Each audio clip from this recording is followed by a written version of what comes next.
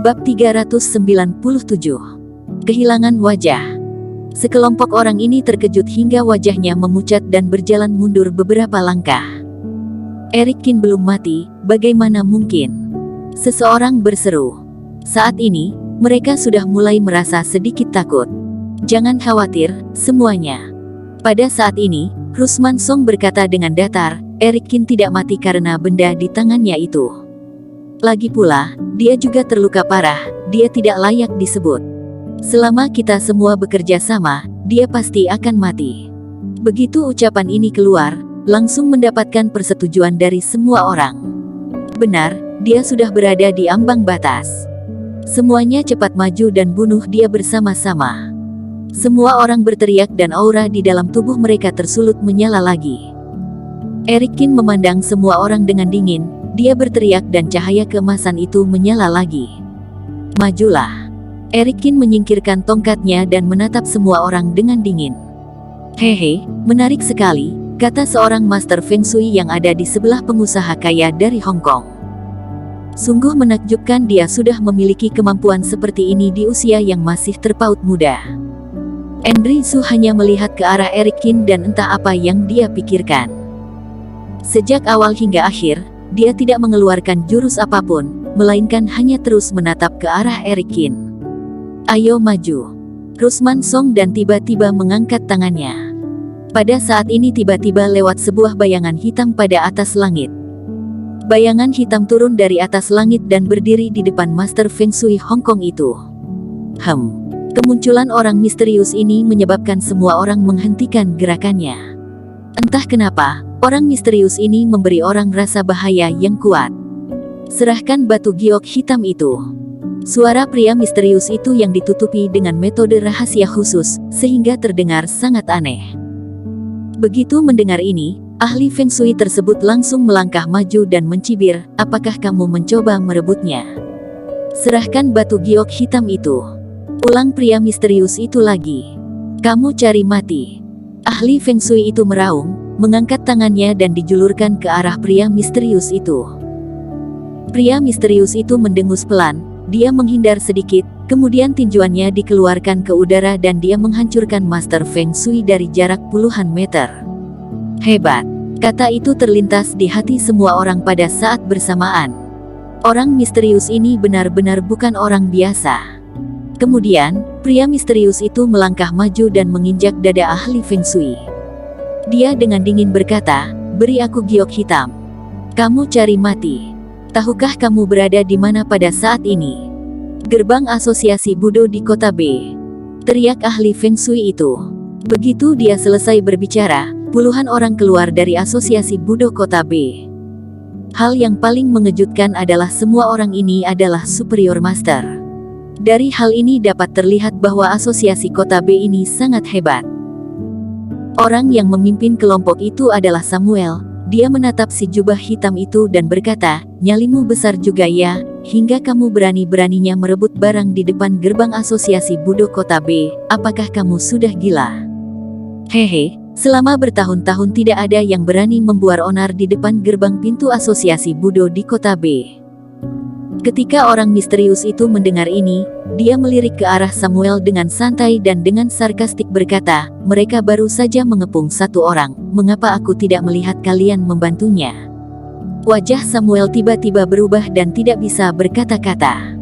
Dia dengan malu, berkata, tadi aku dan yang lain memiliki urusan yang harus dilakukan.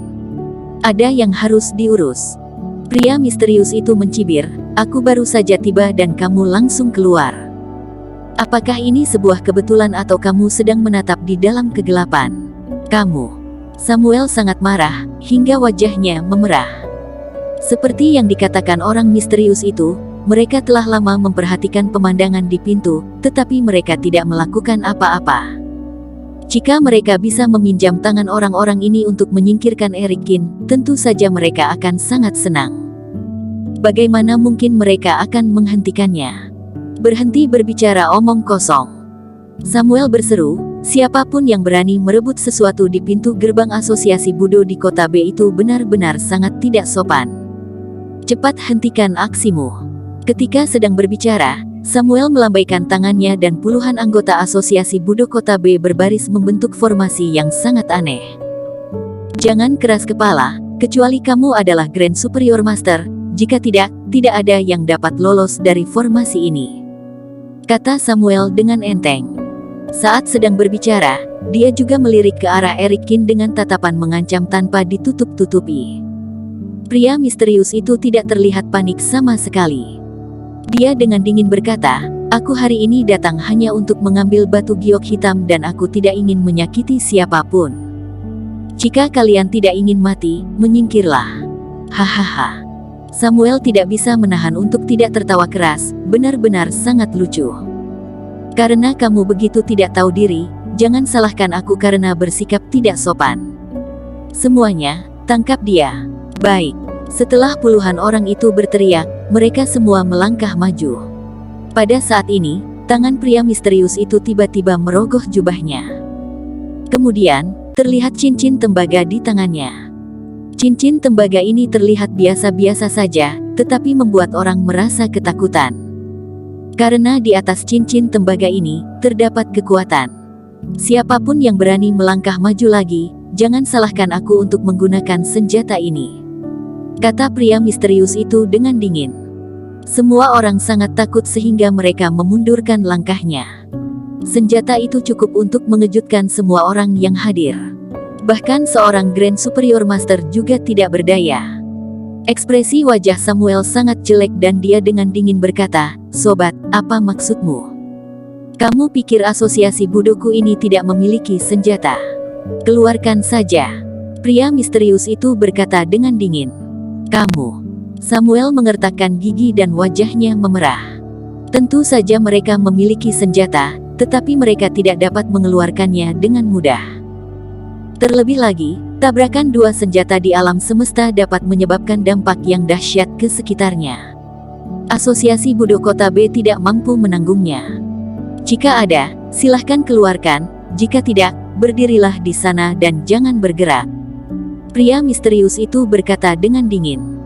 Setelah itu, dia memegang senjata dan berjalan ke depan ahli Feng Shui.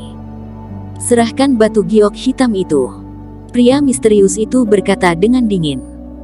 Master Feng Shui ini tidak berani melawan, dia dengan cepat mengeluarkan batu giok hitam dan menyerahkannya kepada pria misterius itu dengan hormat. Setelah pria misterius itu mendapatkan giok hitam, dia menyelipkannya ke dalam kantongnya. Puluhan orang dari asosiasi Budo Kota B berdiri di sini, akan tetapi tidak ada yang berani bertindak gegabah. Bagaimanapun, benda yang dipegang pria misterius ini adalah senjata yang nyata. Asosiasi Budo Kota B ternyata lebih buruk dari yang dibayangkan. Setelah pria misterius itu mengambil batu giok hitam itu, dia pun mencibir. "Sobat," Samuel berteriak dingin, "kamu sudah membuat asosiasi Budo Kota B kehilangan muka. Dendam ini tidak akan dilupakan oleh asosiasi Budo Kota B hingga 10.000 tahun. 10.000 tahun. Pria misterius itu mencibir, "Kita bicarakan lagi bila kalian dapat bertahan hingga 10.000 tahun." Setelah mengucapkan kalimat ini, pria misterius itu pergi tanpa meninggalkan jejak. Wajah Samuel sangat dingin, dia mengepalkan tangannya erat-erat dan seluruh tubuhnya bergemetar. Merebut sesuatu di depan pintu gerbang asosiasi Budo di Kota B seolah-olah sedang menamparkan wajah mereka. Pada hari ini, asosiasi Budo Kota B telah kehilangan mukanya. Bersambung. Terima kasih telah menonton video ini sampai akhir. Jangan lupa subscribe dan nantikan kisah episode selanjutnya hanya di Novel Story. Salam.